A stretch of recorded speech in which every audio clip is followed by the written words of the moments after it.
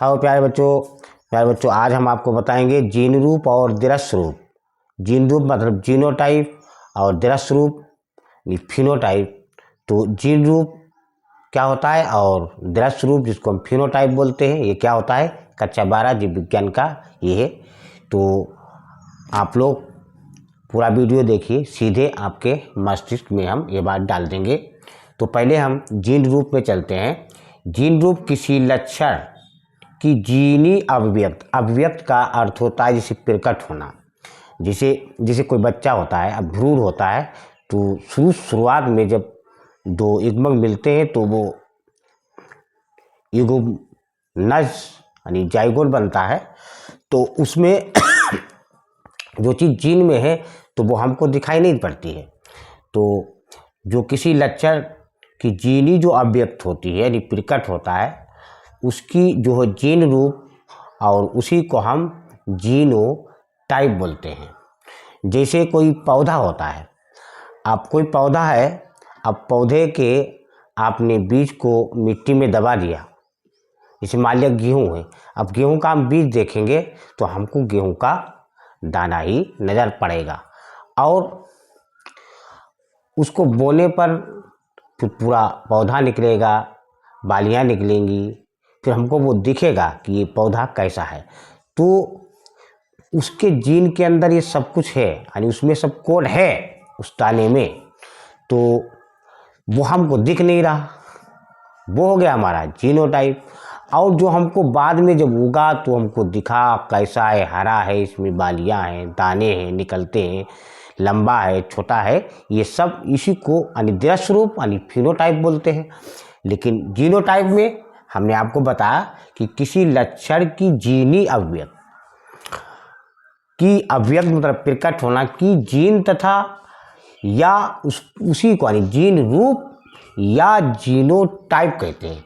जैसे लाल पुष्प वाले कोई पौधा है, अब उसमें लाल फूल निकलेंगे, तो लाल फूल अब उसके जीन जो होता है उसमें जीन के अंदर यानी कोड छुपा हुआ है कि इसके पुष्प लाल होंगे। तो अब वो शुरू में हमने पौधा लगाया तो शुरू में उसमें फूल थोड़ी निकल आएंगे, पहले पौधा बनेगा। तो यही है हमारा जीनोटाइप होता है। तो जैसे लाल पुष्प वाले पौधों का जो समयुग्मकी यानी सम मतलब समान युग्म, अब समान युग्म इस तरीके से, जैसे लाल है तो उसको हम रेड बोलते हैं, तो ये समान हो गया यानी समयुग्मकी जीन। और और जब विषम युग्मकी होता है यानी अलग अलग होता है, तो वो हमारा एक कैपिटल आर हो जाएगा और एक स्मॉल आर। यानी ये बिल्कुल सम है, समान है, ये थोड़ा विषम है क्योंकि ये कैपिटल आर है, एक स्मॉल आर है।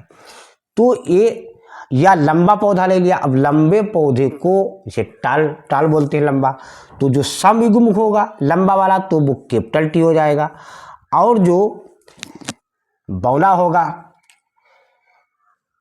ये हमारा हो गया समयुग्म की, और जो होगा लंबा ही लेकिन वो विषम में हो जाएगा, जैसे कैपिटल टी और एक स्मॉल टी, तो ये हमारा विषम में हो गया। और किसी जीव का जो जीनोटाइप होता है वो जीवन भर समान रहता है।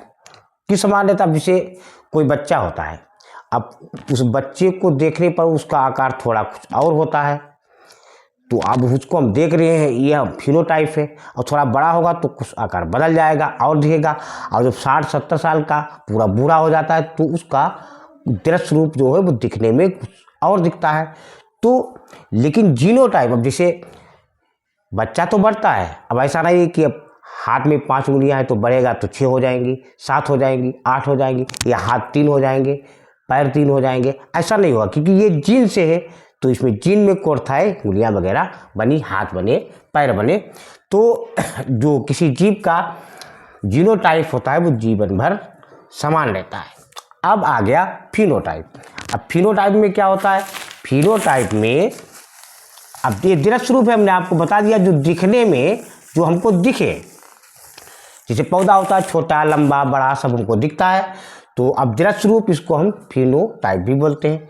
तो किसी लक्षण का भौतिक या बाहरी रूप जो होता है, जैसे हमको आप देखें तो जो बाहरी रूप या लक्षण, उसी को हम फिनोटाइप कहते हैं। जैसे लंबा पौधा है, बौना पौधा है, या बैगनी फूल है, लाल फूल है, सफ़ेद पुष्प है, तो ये दृश्य रूप में वो हमको दिखेंगे, सफ़ेद है, पीले हो, लाल है, बैगनी है, तो वो हमको दिख रहे हैं। तो सॉरी, इसमें क्या होता है, या सम युग्मकी तथा विषम युग्म जी दोनों हो सकते हैं। फिनोटाइप में क्या है, यानी दृश्य रूप में ये सम युग्मकी और विषम युग्मकी दोनों हो सकते हैं। किसी दिए गए जीनोटाइप के, यानी फिनोटाइप, किसी दिए गए जीनोटाइप के फिनोटाइप समय के साथ साथ बदल जाते हैं। फिनोटाइप बदलता है, हमने आपको बताया है, आकार बदलता है, रूप बदलता है। तो ये हमारा यानी जीन रूप, जिसको जीनोटाइप, या दृश्य रूप, जिसको फिनोटाइप बोलते हैं। बच्चों, आपके समझ में आया होगा। लाइक, सब्सक्राइब और कमेंट अवश्य कीजिए।